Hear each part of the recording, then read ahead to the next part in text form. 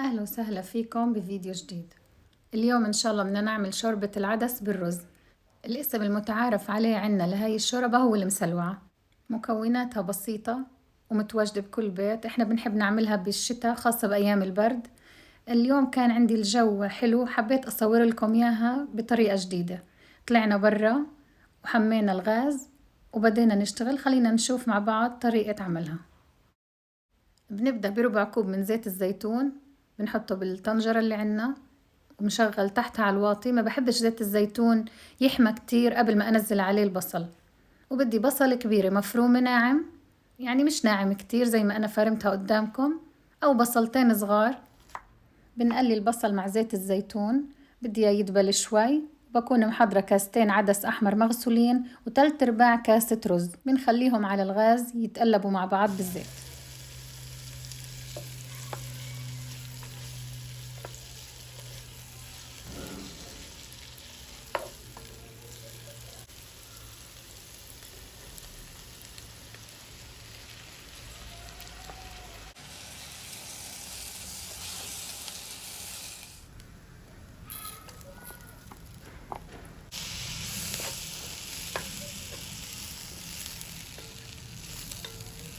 بنضيف الملح حسب الرغبة، ونص معلقة من البهار، ومعلقة صغيرة من الكمون، ونص معلقة من الكركم. أضفت مكعب مرق، طبعا هذا اختياري ممكن تستغنوا عنه. بنقلبهم مع بعض على النار الحامية، وأنا بكون محضرة لترين من المي المغلية بضيفه على العدس والرز والبهارات، وبدنا نتركها تغلى عشان تستوي وتتجانس مكوناتها مع بعض.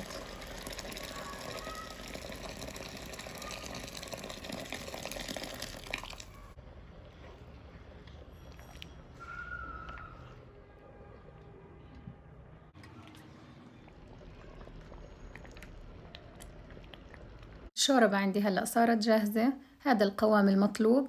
بتحبوها تكون مرقة أكتر ممكن تزيدوا مي، بس يعني إحنا هيك بنفضلها.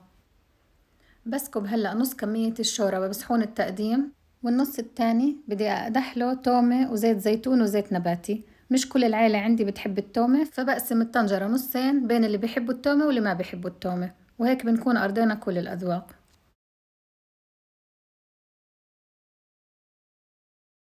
هلأ بمقلة على النار بحضر معلقتين من زيت الزيتون ومعلقتين من الزيت النباتي.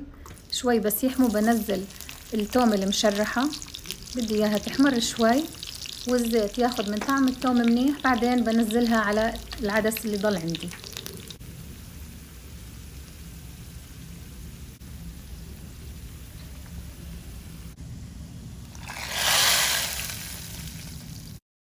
هيك صارت عندي المسلوعة جاهزة، والغدا كمان جاهز للي بيحبوا التومة واللي ما بيحبوا التومة.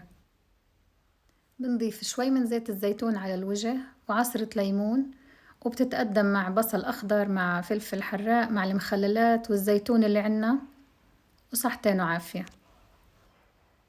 رح تلاقوا المقادير بصندوق الوصف تحت الفيديو، وكمان مواقع التواصل الاجتماعي اللي ممكن تتابعوني عليها. إذا عجبكم الفيديو ما تنسوا تعملوا لي سبسكرايب للقناة ولايك للفيديو وتعملوا شير كمان.